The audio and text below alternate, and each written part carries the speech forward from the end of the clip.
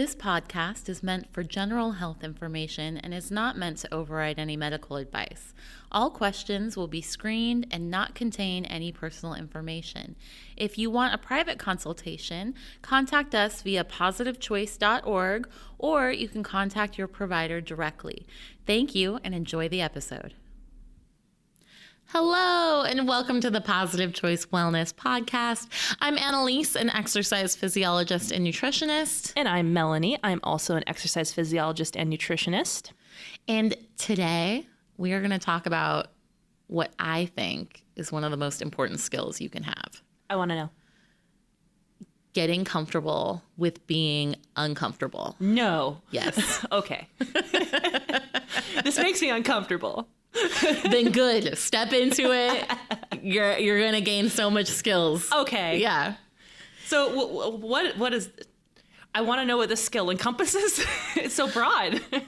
It is broad and it applies to every facet of our life. Okay. Right? So I really believe that the most satisfying things that we do, the things that we want, they live in our uncomfortable zone. Oh.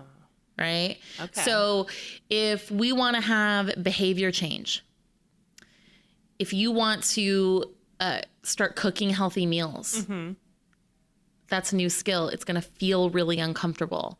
If you are wanting to get fitter, you have to work hard enough to be physically uncomfortable. I see. Okay. If you want to get better at anything, it is going to be uncomfortable.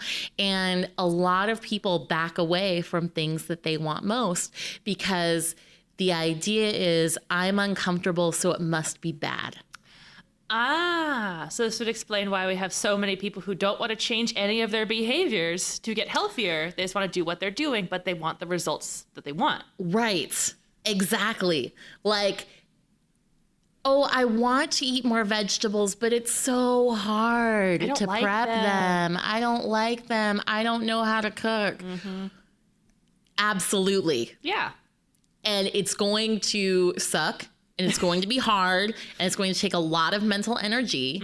And if you can get beyond that hump, that learning hump, it will get comfortable. And you will have this new skill. You will have this behavior that you want, but you have to get over that hump.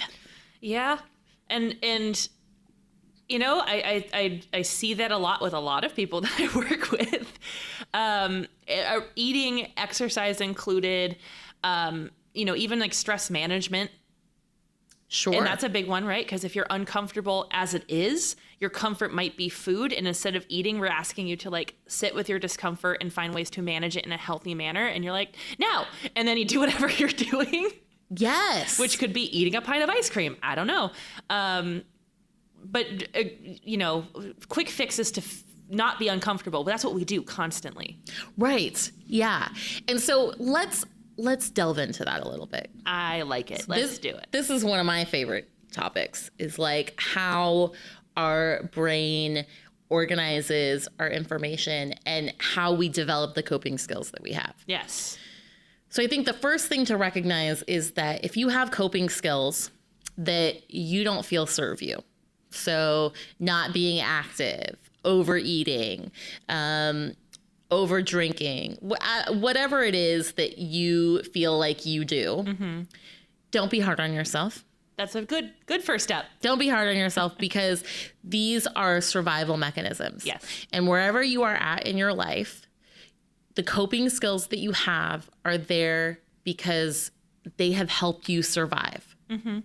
And I love to drive that home for people who struggle with eating because they get really hard on themselves for not being able to break those habits. And the truth is that you developed that habit to survive the emotionalness that has been you in your life.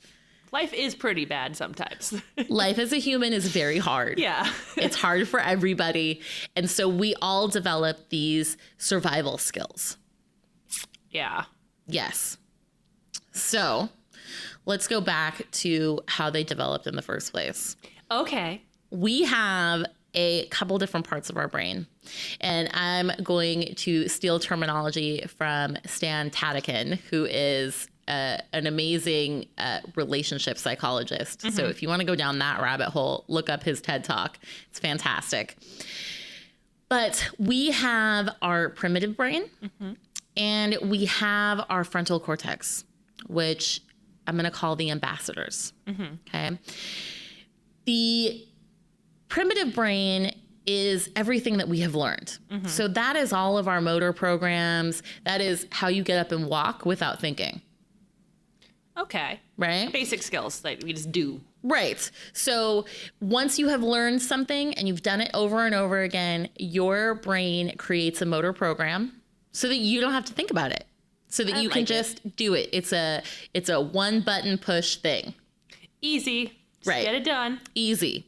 You want to get up and walk to get a thing of water? You don't have to think about which foot to put in front of the other. Your brain has already figured out and stored. How do I hold this cup? Yeah, stored that information. As opposed to the frontal part of your brain, the ambassadors, they are in charge of learning and taking in new information. The trade-off is that your primitive brain takes very little energy to operate, and your ambassadors take full level energy to operate and take in. I see where you're going with this. Continue. Yes. So think, when you start your first day at a new job, by the end of that day, how do you feel? Exhausted. You feel exhausted. So much to do, so much to learn, too many things, yes. Overwhelmed. You've been in a new place, you've met tons of new people. You have to remember all their names. Yes. You've taken in so much new information. That is literally because your ambassadors had to be running all day. Yeah. Okay. This is where we get into being uncomfortable. Every time we come in to a new behavior, our ambassadors have to be front and center. So it is taking up a ton of energy. We feel uncomfortable. It feels like so much work. Mm-hmm. And that is often the point that we're like, I don't want to do this. I know that feeling so much. I'm like, no, I'm just not. Right. I don't want to do this. This is exhausting.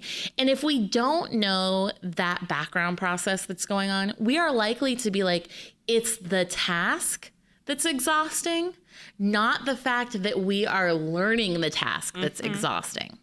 And so what we tend to do is go back to all of what is stored in our primitive brain. The easy behaviors. Right? They are one button push. They take no energy at all. So if one of my one button pushes is to drop by and get fast food after work, going home and cooking a meal is going to feel like so much energy. Mm-hmm. And picking up a fast food meal is going to be a one button push. And so now we can see why, if we are tired, if we have a lot going on in our lives, and we don't understand that the meal making is going to get easier, mm-hmm. we're likely to have a bad day and fall back. See, she's just explained it to all of you. But it's a fair point, right? I get that because, it's super easy if you're like exhausted, you come home from work and you're like, oh, I have to cook dinner. Oh, I could just drive through the drive-through. That's so much easier, less work. And you know what? I don't have to think about it. And everyone gets fed. Mm-hmm. And everybody wins. Yeah. Or do they? Well, and here's the interesting thing about that I think can be a different way of looking at that is that if you do not have a habit of stopping and going through a drive-through, that doesn't feel easy to you. So one of the reasons why people who get in the habit of making their meals at home mm-hmm. Will often not revert to getting fast food when they're tired, mm-hmm. it's because their cooking at home is a one button push. Yep. And the going out to eat and picking stuff up and driving out of the way, that is taking their ambassadors. Yeah, you have to get in a car. Yeah, you have to wait. And here, like when you say that, something that resonates in my brain is many moments, because I love to cook, as you know. So for me, I'm one of those people, like, going out to eat is probably more of a task than eating at home. Mm-hmm. But a lot of it comes down to, well, how long will it take me to make dinner compared to how long will it take me to get to the location, get the food, get home, or eat there, depending on which one I choose to do. Mm-hmm. And it turns out home, always faster. Yeah. So that's where I'm like, you know what? For me, I rationalize, like, do I? You know what? I'll spend money and it's going to take longer and I'm hungry now. Mm-hmm. So for me, I will fall back to cooking at home, but I've also made that a habit. Right. But that's where my brain does that little waiting game, like, well, maybe. And it's like, no. But that just goes to show that we are creatures of what we have practiced the most. Mm-hmm. That's it, you guys. That's it. Like, when you're talking about the behavior that you want, it's about what gets practiced and how tight of a motor program do you have it down to. And also the external signals that might be going off too, that are kind of driving you towards that. Because there's a discomfort of doing something out of your comfort zone, one, but two, exhaustion, maybe stress, that unfortunately can lead you more into those negative patterns on top of that too. Right. But that has to do with that being part of your routine. True. Right? It's That's more true. Comfortable. Yeah. Like, oh, I'm stressed. Cookies. Right. There are plenty of people that exercise. They have so much practice at dealing with stress with exercise that they would rather go exercise when they're feeling stressed. Whereas people who have not developed that, it is not a comfort zone, are not going to do that because maybe cookies are a comfort zone. Right. And that kind of brings us to, like, when we go to the environment part, right?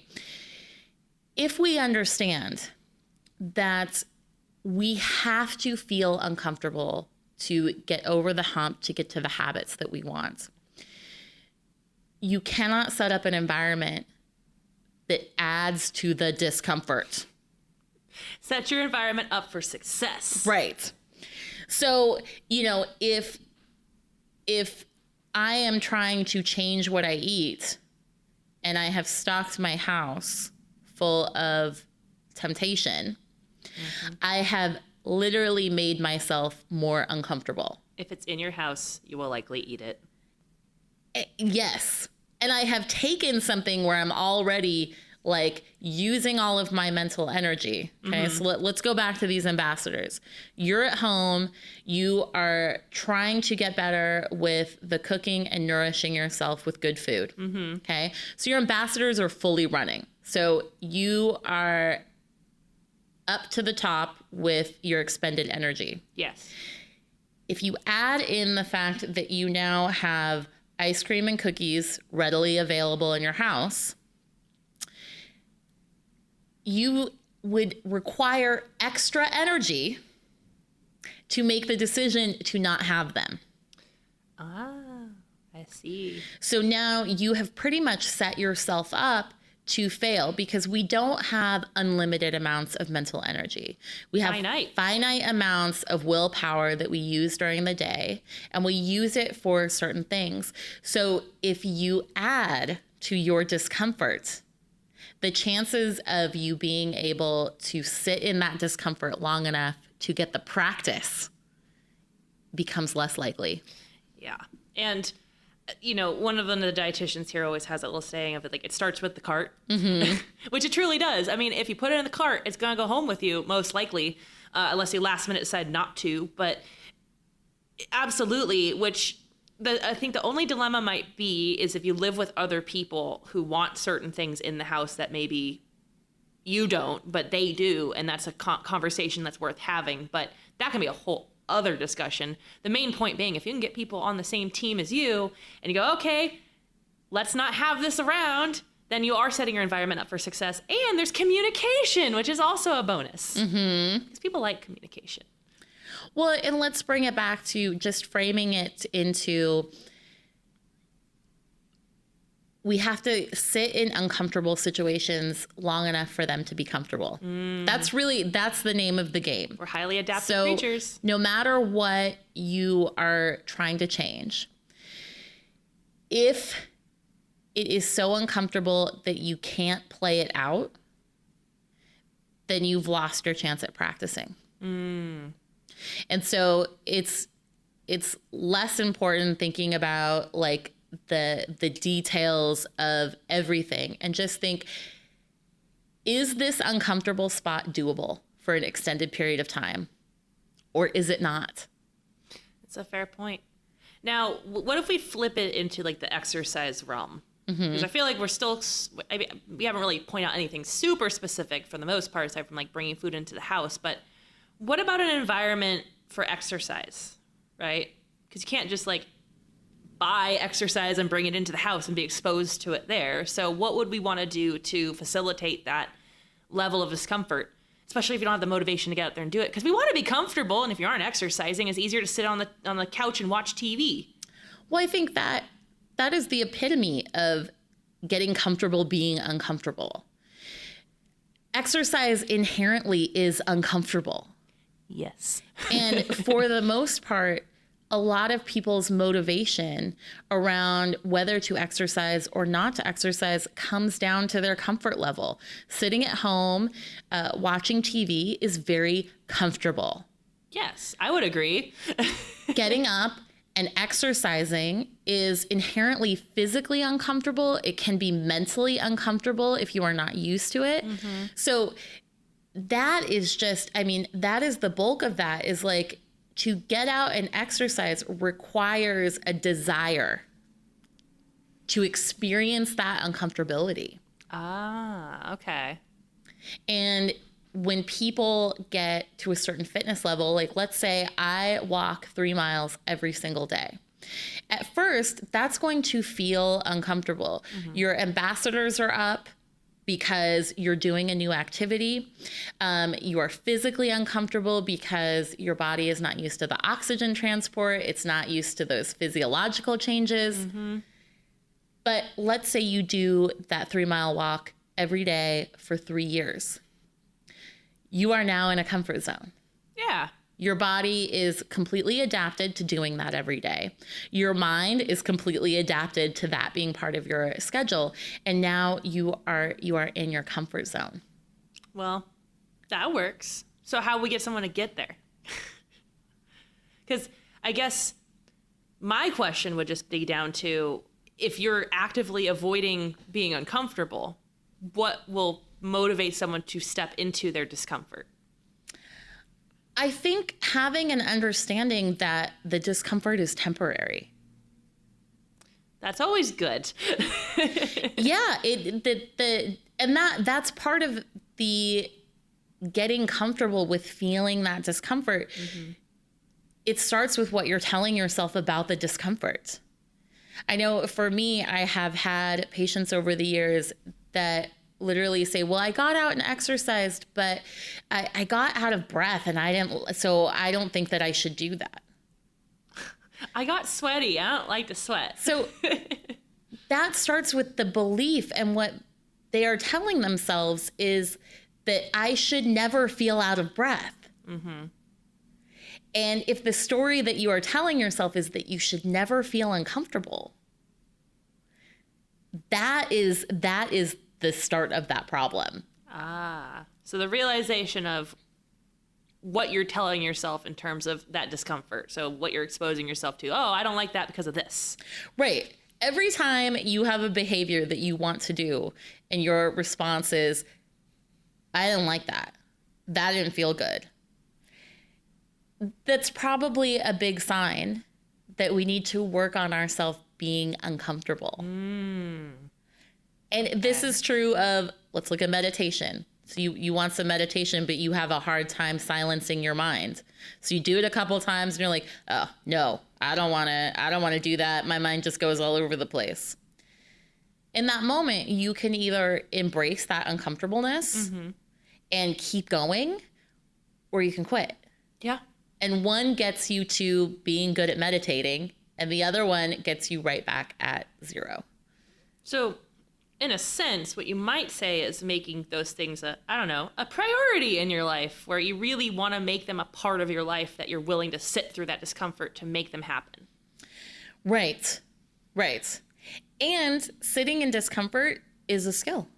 It is a skill. So if you have been the type to avoid discomfort, every time you experience, it's going to be like, oh no, this is not good. Mm-hmm. This is not good. I'm going to back away from it. So start by dipping your toe in the water a little bit. Yeah. Something that makes you uncomfortable. Do it for a minute and then back off. Yeah. One thing I think this is probably more common, and I'm sure you've experienced this too with patients you've worked with, or clients you've had for personal training, but people who don't like to feel sore. Mm-hmm. Very, very common, actually. And a lot of people I talk to when I'm doing the training appointments, it turns into this, well, I hurt. Mm-hmm. It hurts. And I have to ask them, like, well, is it pain? Like, ouch, ooh, like I just got like poked or stabbed or something? Or is it more of a, my muscles are uncomfortable and they don't feel great, but I can still move them? And they're like, oh, that. And I'm like, okay, so that's soreness and that's good. But the story you're telling yourself is, no, this is pain because it doesn't feel good. So therefore it is pain. Mm-hmm. Right? So I think in that regard, sometimes the discomfort could be the after effects of the workout. Because maybe during the workout, they just go through the motions. Like, oh, I do strength training. And they lift like the 1 pound dumbbells. And for the record, unless you have really severe atrophy, no one should be lifting a 1 pound dumbbell. Like, that's too little. Almost everything we do weighs more than a pound. Exactly. Almost everything you pick up weighs more than a pound. Exactly. Like, I don't know how you get through life if you cannot lift at least 1 pound. So if you're doing 1 pound dumbbells, even 2 pound dumbbells, that's likely too light. But we digress. So if you're going through the motions doing these really light dumbbells because you don't want to feel that soreness, that's also not stepping into discomfort. Because you go, oh, well, I do strength train. Mm-hmm. Do you strength train, or do you go through the motions of strength training? Are you in your comfort zone? Yeah. Yeah. Is it easy peasy? Like, oh, I can juggle these dumbbells. They're so easy and so light. Yeah, okay. Are you sore? No. There's the answer there, right? Yes. Sometimes discomfort isn't even the process of, it's the after effects. Mm-hmm. Absolutely. And I think, thinking about that and looking at where our thresholds are for discomfort, and we all have different things. Some mm-hmm. things are more uncomfortable than others, right? It's probably worth saying that working with a therapist, mm-hmm. if you are really struggling stepping into your discomfort, stepping into particular types of discomfort, having a therapist work with you on that mm-hmm. can be huge. Yeah. Because there can be a lot of reasons why, let's say exercise. Let's say I have a really low tolerance for feeling any kind of pain, like physical pain. There could be a million reasons in my past that is causing my mind to have a huge stress response to certain things. Mm-hmm. And if you're finding that, working with someone who is safe and who can walk you through getting into your uncomfortability is really, really important. Oh, yeah, absolutely. So many skills you can build with that because it's very personable, which I like that. It's focusing on you and getting into you specifically rather than generalizations. Oh, just try this. Yes. It's very much like, well, what are you capable of? Let's work on that. And that's what I love about it. Yes. So nice. Yes. And I mean, even therapy is a great example of getting comfortable being uncomfortable. Oh, I know so many people who are like, oh, I don't want to do that. That's dumb. I don't want to talk to a therapist and just have someone pretend to listen to me. And it's like, right. Uh-huh. And the most powerful sessions you have are the ones that are immensely uncomfortable. Oh, yes. If you are seeing a therapist and you are going in and you are leaving feeling like, wow, that was exhausting, you did good work. Yay, good job. Pat yourself on the back. Right? So that's another example of getting comfortable, being uncomfortable. We do that with our mental stuff too. Mm-hmm. We don't want to touch certain subjects. We don't want to talk about certain subjects because it's uncomfortable. Yeah. It's not just about fitness and nutrition sometimes. Discomfort's a life thing. It's everything. Yeah. It's everything. And I think that we get the most enjoyment out of life when we do things that scare us. And I don't mean like you feel a gut reaction scared to someone walking towards you. Like, I'm not talking about gut instinct scared. I'm talking about like hesitant. You've never driven on a major freeway before and you're scared of driving. Guess what? If you lean in and get the help you need to overcome that, you're going to get a lot of fulfillment out of that. Yeah. And as you mentioned earlier in the episode, all the things we want to do are outside of our comfort zone. Everything wonderful lives outside your comfort zone. I mean, I can't tell you how many people are like, oh, I wish I could just meal prep. That's what I want to do, but I just don't. It's like, because it's uncomfortable and it's work. And there's your Sunday afternoon. Now it's gone. You were spending all day cooking. Like, okay, but what's the payoff? Right. Oh, I have more time during the week. So I sacrificed a few hours on the weekend, but now I can spend more time with my family. Food's already done. You know, I can have more time to work out because I don't have to worry about cooking when I get off of work or whatever it is. Sometimes we don't focus on the bigger picture and we focus on the little baby details and we go, oh, I can't do that because of X, Y, and Z. But then if you take a step back and go, oh, wait, maybe those things are inconvenient for me now, but at the end of the day, I get all this as a payoff. It kind of does make it worth it a little bit to be a little uncomfortable. Yes, yes. And knowing that if you can just get the reps in, so if you can just keep doing it every Sunday, eventually it's going to feel easy. Yeah, then you don't think about it. You're like, oh, time to meal prep. Let's do it. Yep. And it will take very little mental energy. You'll have it down and you won't struggle with it anymore. Yeah. And another thing to be said too, because this is my own experience from like learning how to make tortillas from scratch. And I will tell you, the first time I made them was just like a half-hour process. It's so exhausting. And I sucked at it. And I was like, I'm going to keep trying. I have it down to like a science now. Like I can whip them up in 15 minutes. No problem. And it's just because I kept doing it every Tuesday for Taco Tuesday, but I kept doing it. So it was, I mean, I like cooking. So for me, it wasn't a huge step out of my comfort zone, but you know, that right there was just an example to me of like, but it was something that I could have like, no, I'll just buy them. This is too much work. But I was like, no, I want to know how to do it. But it's so cool because like anything you try to put your mind to and step into that discomfort, the first time, well, yeah, it'll be a little tougher and it takes a lot of energy. It takes a lot of time. And the more you do it, the faster it gets too. So really, it's the first initial times you do it where it's going to take a lot of time and energy. It really does take less time over time, really. Yes. Yeah. But it's the initial part we have to get over. Right. You have to, like, I always tell my patients, the name of the game with weight and health and really, truly anything you want to do is coming up with what you need to do consistently and then figuring out how to enact it in a way that you can do it forever. I like to say that to my patients. What can you do for the rest of your life?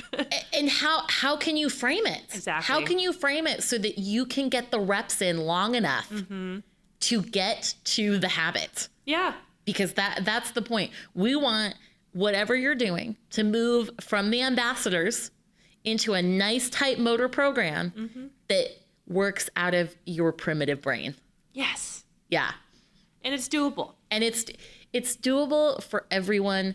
Anything that you want to do as a human is pretty much doable if you're willing to take the time and practice doing it. And I think that really will just come down to how much do you really want that to happen? How important is that to you as well? Because if you think, wow, I really want to do this, you will put the energy in if you really want to make something happen. And embrace the discomfort of it. Just embrace it. And it's human. It's normal. It's normal. Yeah. Life is hard if we're in our comfort zone or outside of our comfort zone. So you may as well just choose your hard. There's the health consequences or the health benefits. There's difficulty in both of those. One's easier to get to the negatives of, one's easier to get to the positives of, but the discomfort's there for either of them. Which discomfort do you want? Yeah. And oftentimes the things that live in our comfort zone that don't serve us are things that give immediate payoff. Oh, yeah. And things that we tend to want, like our good, healthy behaviors tend to have longer term payoffs. And, you know, it can be really hard to, like, laying on the couch is super comfortable. Yeah. So what would be my motivation to get up and exercise in the moments? Yeah. Right? People like instant gratification for the things that they're doing. And unfortunately with exercise, the gratification is not so instant, especially in the initial phases of exercise when you're learning how to do it's very routine. Uncomfortable. Yeah, it's very uncomfortable. And when there isn't an overtly obvious sign of a payoff sometimes, because like especially if you first start exercising and maybe you just haven't been and you're really out of shape and you do something and it beats you up, you're tired. Mm-hmm. You might go, why would I ever want to do that again? But the reality is, okay, maybe the payoff isn't apparent now, but you will start to see it. It just takes persistence and, kind of pushing yourself through that discomfort to get that payoff, which is why sometimes sitting on the couch watching Netflix or whatever is much easier than like going out and working out. Mm-hmm. But at the end of the day, the payoff for going out and working out will almost always be better than sitting on the couch and watching TV. Right, yeah. Not that it's not enjoyable and not that we don't have our, share of doing that. And you can multitask, get a treadmill. You have to have balance. But you can just put a treadmill in your living room and just watch it while you're working out. Yeah. Hey, you put two birds, one stone. Look at that. I mean, that is a perfect example of like reducing the amount of uncomfortability. Yeah. You say, okay, my show's 35 minutes. That's my walk today. Yeah. Look at that. See? Yeah. I have a patient who listens to this podcast. I won't name them, but they know who they are. And they do this. Oh, I love it. Multiple times a day. Turn on the TV, get on the bike, and that's the time they get to watch whatever that is. And it's been super, super effective. Oh, I love that. Yeah. I mean, I used to, when I was initially starting to learn how to run, that was the only way I could get myself on a treadmill at a gym. I was like, okay, I have to put a show on, and that's the only way I'm going to get through this. And eventually I didn't have to, but take a little, you have to find the things that'll get you to do it. Yeah. Well, and you're physically uncomfortable. I'm sure as you got more fit, you needed less of like a buffer to make yourself more comfortable. Well, then I found I wasn't paying attention to the shows. And so I was like, well, I need something that's going to keep me wanting to move now. So I was like, because now I'm in the habit of moving. Now it's like, okay, let's get music that'll keep my pace. Because I found that watching shows did not help me keep pace. I'd kind of like slow down and be like, oh, I'm just kind of cruising. Yeah, it's more of a relaxing activity. Yeah. Yeah. And I will say, and this is no offense to any book readers out there, but if you're capable of reading a book while on a piece of exercise equipment, and if that's the way to get you out there initially, that's great. We're in our comfort zone. But you're in your comfort zone. You're in your comfort There's zone. no way you can actively read a book in small print while doing an activity if you're working hard enough to get your heart rate up like that. Because you'll be like, nope, can't focus, gotta work. Right. Which, if you want to exercise in your comfort zone, if you are in maintenance mode, that is totally cool. There's nothing also wrong with that every now and then. Yeah. But if you are looking to change your body, change your fitness level, chances of you being able to get in that zone while reading a small print paperback, probably you're not there. No. But anyways, it's about that time. Well, thank you guys so much for joining us today. I guess if you take away anything, take away dipping your toe in your uncomfortabilities and see what you need to do to stay there long enough to get to the other side. Yeah. Like when you get into the ocean and it's cold, but you're like, but I want to be in the ocean. So you stick it out and you're like, it's cold, but I'm here. And then eventually your body temperature adapts and you feel fine. Yeah, until you're really cold, but you're fine. But anyways. And so thank you so much for joining us today. Remember to like and subscribe and leave us comments. And until next time, everybody. Bye.